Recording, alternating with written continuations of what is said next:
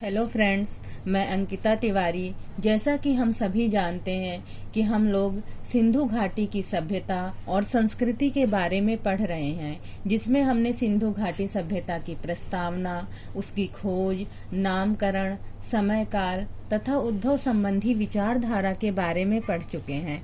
आज हम हड़प्पा सभ्यता के महत्वपूर्ण स्थल, उत्खननकर्ता एवं उत्खनन वर्ष के बारे में पढ़ेंगे। उत्खननकर्ता अर्थात वो इतिहासकार जिन्होंने सिंधु घाटी सभ्यता के महत्वपूर्ण स्थलों को खुदाई के दौरान खोजा तथा उनसे प्राप्त होने वाले महत्वपूर्ण साक्ष्यों के बारे में हमें बताया। हड़प्पा यह पाकिस्तान के पंजाब प्रांत के मांटगोमरी जिले में रावी नदी के तट पर स्थित प्रमुख नगर था। इसके बारे में जानकारी दयाराम साहनी द्वारा 1921 में हुई थी। मोहनजोदड़ो यह भी पाकिस्तान के सिंध प्रांत के लरकाना जिले में सिंधु नदी के किनारे स्थित प्रमुख नगर था। इसकी खोज सर्वप्रथम राखलदास बनर्जी द्वारा 1922 में की गई थी। इस स्थल से वृहद स्नानागार, पुरोहित आवास तथा अन्नागार प्राप्त हुए हैं। वृहद स्नानागार अर्थात जहाँ पर एक समय में कई लोग एक साथ स्नान कर सकते थे। पुरोहित आवास अर्थात पुरोहित जो मंत्रों का उच्चारण करते हैं तथा पूजा पाठ की विधि संपन्न कराते हैं, उन्हें पुरोहित कहा जाता है। अन्नागार जहां पर हम एक समय में बहुत सारे अनाज को काफी समय तक स्टोर कर सकते हैं, उसे अन्नागार कहा जाता है। रोपड़ यह स्थान पंजाब प्रांत के रोपड़ जिले में सतलज नदी के किनारे स्थित है। इसकी खोज यज्ञदत्त शर्मा द्वारा 1953 में की गई थी। यहाँ पर हड़प्पा कालीन तथा हड़प्पा से पहले की संस्कृतियों के अवशेष मिले हैं, अर्थात हड़प्पा कालीन हड़प्पा के समय की तथा हड़प्पा से पहले भी बहुत सी संस्कृतियां फली फूली, जिनके अवशेष हमें रोपड़ से प्राप्त हुए हैं। लोथल को लघु हड़प्पा तथा लघु मोहनजोदड़ो भी कहा जाता है। यह स्थल गुजरात राज्य के अहमदाबाद जिले में भोगवा नदी के किनारे स्थित है। इसकी खोज S.R. राव द्वारा 1957 में की गई थी तथा यहाँ की सर्वाधिक महत्वपूर्ण उपलब्धि हड़प्पा कालीन बंदरगाह की खोज है। यहाँ प्राप्त अवशेषों से ज्ञात होता है कि यहाँ के निवासी 1800 ईस्वी पूर्व में चावल उगाते थे। आगे हम हड़प्पा सभ्यता में कृषि के बारे में पढ़ेंगे तथा इन्हीं सब साक्ष्यों से हमें ज्ञात होता है कि यहाँ के लोग जो है वो कृषि भी करते थे। यह सिंधु अथवा हड़प्पा सभ्यता का समुद्री व्यापार का प्रमुख केंद्र माना जाता था। हड़प्पा सभ्यता में व्यापार जल तथा थल दोनों मार्गों से किया जाता था तथा लोथल से मनका बनाने का कारखाना भी मिला है। मनका यह एक कार्निलियन नामक पत्थर से बनाया जाता था, जिसको काटकर यहाँ के लोग आभूषण भी बनाते थे। कालीबंगा कालीबंगन का अर्थ है काली रंग की चूड़ियां। कालीबंगा राजस्थान के हनुमानगढ़ जिले में घग्गर नदी के किनारे स्थित है। इसकी खोज वर्ष 1951 में अमलानंद घोष ने की थी। यहाँ से मिलने वाले महत्वपूर्ण साक्ष्य थे काली चूड़ियां, अलंकृत ईंटों का प्रमाण, जिससे यह पता चलता है कि हड़प्पा सभ्यता के लोग भवन निर्माण में निपुण थे। जुते हुए खेत के प्रमाण, जिससे कृषि का पता चलता है। हवन कुंडों के प्रमाण, जिससे यह पता चलता है कि यहाँ के लोग धार्मिक प्रकृति के भी थे। मिट्टी से बनी मोहरों का प्रयोग व्यापार में किया जाता था। भूकंप का प्राचीनतम प्रमाण, भूकंप के बारे में हमें सबसे पहले जानकारी कालीबंगा से ही मिली है। आलमगीर यह नगर उत्तर प्रदेश के मेरठ जिले में हिंडन नदी के तट पर स्थित हड़प्पा संस्कृति की सुविख्यात पूर्वी सीमा थी तथा इस स्थल की खोज यज्ञदत्त शर्मा द्वारा 1958 में की गई थी।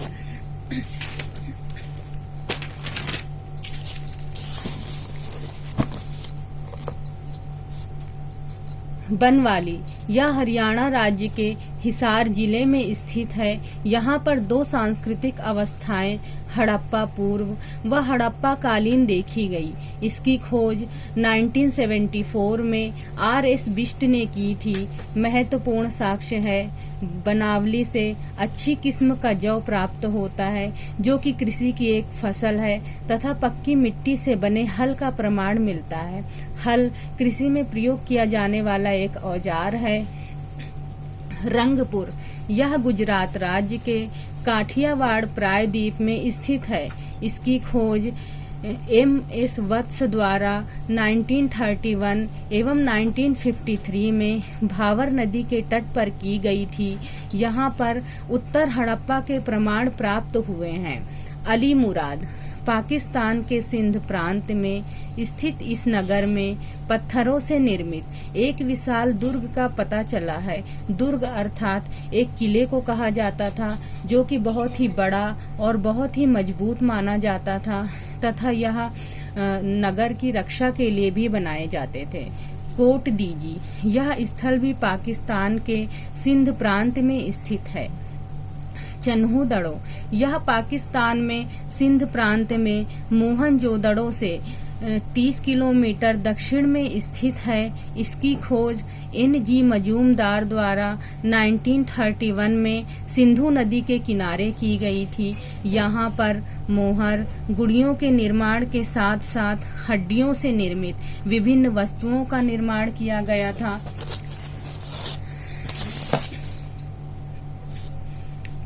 सुतकांगे डोर, यह स्थल दक्षिणी बलूचिस्तान में स्थित है। इसकी खोज ऑरेंज स्टाइल जॉर्ज डेल्स द्वारा 1927 एवं 1962 में दास्त नदी के किनारे की गई थी। अब हम पढ़ेंगे सिंधु सभ्यता का विस्तार।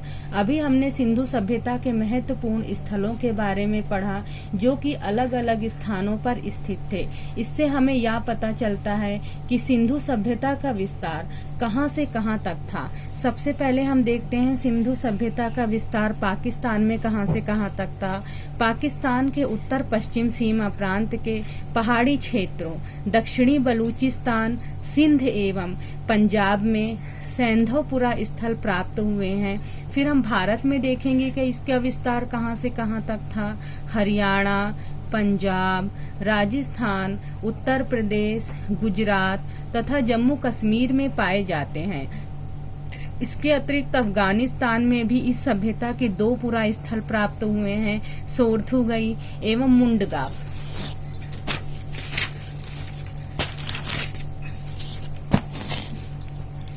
अब हम पढ़ेंगे सिंधु सभ्यता की विशेषताएं, जिसमें है नगर योजना, भवन निर्माण, सार्वजनिक स्नानागार तथा अन्नागार। सबसे पहले हम नगर योजना के बारे में पढ़ेंगे कि सिंधु सभ्यता शहरी प्रकृति की थी तथा सिंधु सभ्यता को प्रथम नागरिक क्रांति भी कहा जाता था, क्योंकि भारत में प्रथम बार नगरों का उदय इसी सभ्यता के समय हुआ था। हड़प्पा तथा मोहनजोदड़ो इसके प्रमुख नगरों में से एक थे, अर्थात इन दोनों नगरों की खोज 4700 साल पहले की गई थी। इस सभ्यता के नगर ग्रिड पद्धति पर आधारित थे। ग्रिड पद्धति के बारे में हम सबसे पहले समझते हैं। जब हम छोटी क्लास में बच्चों को मल्टीप्लिकेशन सिखाते हैं तो सबसे पहले उन्हें टेबल रन करने को कहा जाता है। उसके बाद छोटे छोटे मल्टीप्लिकेशंस के सम्स सॉल्व करने को कहा जाता है, तथा धीरे धीरे ये प्रोसेस आगे बढ़ता रहता है। इसी को ग्रिड पद्धति कहते हैं, जिसका कि वर्णन सिंधु सभ्यता में भी किया गया है। एक दूसरे को समकोण पर काटती सीधी रेखाओं की पद्धति जाल पद्धति कहलाती थी, तथा यहाँ के नगर 2 भागों में विभक्त थे। पश्चिमी टीला, जिसे दुर्ग कहा जाता था, मजबूत रक्षा प्राचीरों से युक्त थे। पूर्वी टीला आवास क्षेत्र, आवासीय भवन पक्की ईंटों के बनते थे। मकान 2 मंजिला थे। दीवारें इंग्लिश बांड प्रणाली से बनाई जाती थी।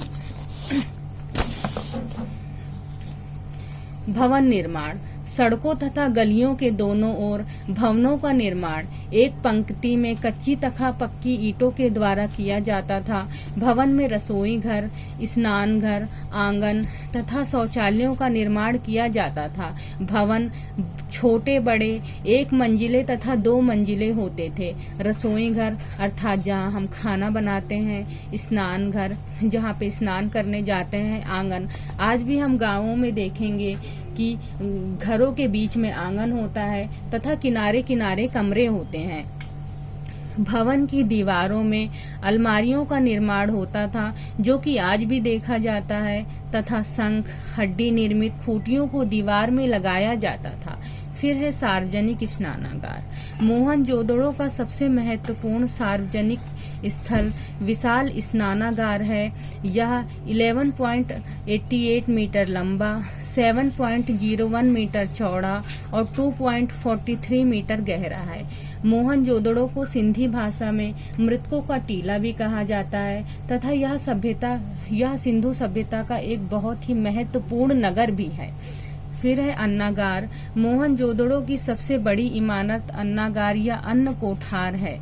यह 45.71 मीटर लंबा और 15.23 मीटर चौड़ा है। धौलावीरा यह भी सिंधु सभ्यता का एक बहुत ही महत्वपूर्ण नगर है जो कि गुजरात के कच्छ जिले में स्थित है। इस स्थल की खोज 1967-1968 में जगपति जोशी द्वारा की गई थी तथा धौलावीरा का नगर आयताकार था। यह नगर 3 भागों किला, मध्य नगर व निचले नगर में विभाजित था। धौलावीरा का जल प्रबंधन अद्वितीय है, अर्थात यहाँ के लोग बांध बनाकर जल को इकट्ठा करना जानते थे। इसी के साथ मैं आपको बता दूं कि आज हम सिंधु सभ्यता के बारे में इतना ही पढ़ेंगे। आगे हम नेक्स्ट वीडियो में पढ़ेंगे।